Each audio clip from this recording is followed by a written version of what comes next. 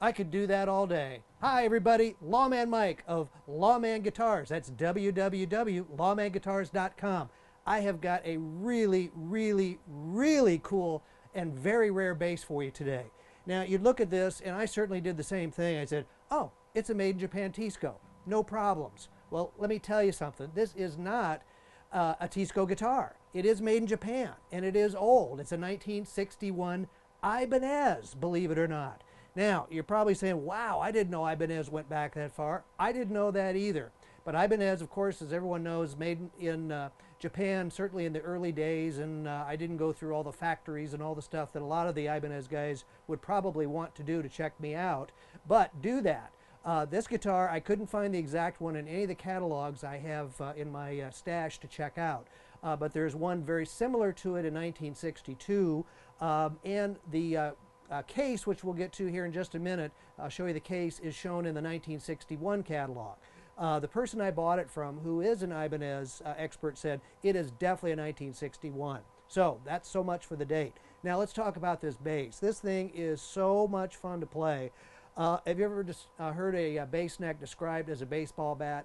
They must have been talking about this one when they described that. This thing, we're just trying to figure out how deep it is. It's at least 1.25 inches deep, and it feels just like a big old tree limb, and it feels awesome. I mean, I've got these little hands, but I got to tell you, it feels great in the hand.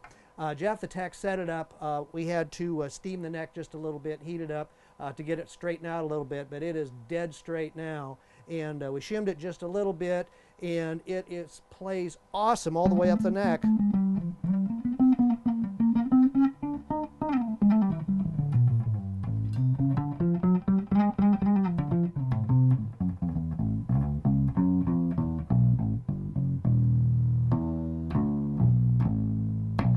So it plays great, all right?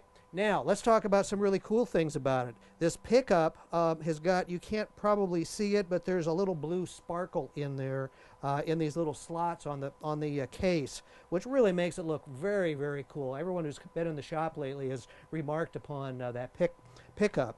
So it's got the original pickup, it's got the original Ibanez knobs, it's even got the original Ibanez thumb rest, and this pickguard, it's really hard to describe. It's definitely some form of a plastic, but it's almost translucent, sort of a greenish gray. I hope we can get a good picture of it. It's really, really very pretty. And it's also got the original bridge cover. I mean, come on, how many of these old made in Japan guitars are missing the bridge cover? What Jeff had to do is, inside here, we can't see it here, of course, but he had to modify the screws to adjust the adjustable bridge somewhat, but it works perfectly now, and as you can see, we've got it set up great.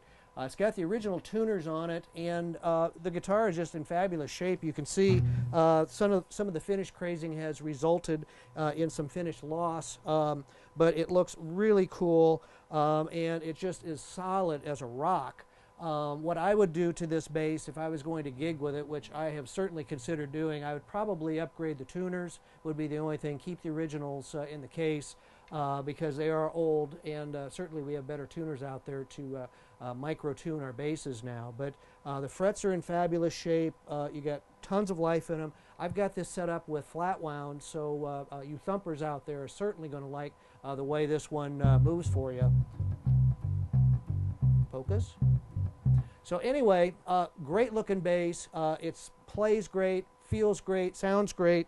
I've also got for you, like we try to do with all of our guitars at Lawman Guitars, I've got the original case. Now, these guitars, if you got the hardshell case, it would have looked just like this. It's shown in the catalog, and it looks exactly like this. It's sort of a orangish plaid color, which is actually in very nice shape. It's got this sort of wheat-colored or beige-colored sides and bottom. And all the latches are here. The original leather handle is here. The main latch here sticks sometimes, sometimes it doesn't. So as you can see, I've got it open now. And you're probably saying, why do you have a shoestring on the guitar case? Well, the original case, unfortunately, has got some damage on the bottom, probably some moisture issues. I've tried to straighten it out, and I've straightened it out a lot. I'll let the new owner work on it some more. Maybe you can get it to all come together again. But to secure it, I, of course, will supply it no extra charge, the shoestring, to make sure it doesn't come flying open on you. So the inside is supposed to be a flannel colored interior, which this one certainly has. The red flannel is in just really remarkable shape.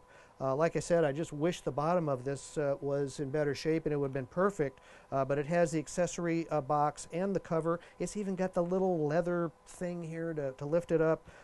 Absolutely beautiful case. So what you've got is a 1960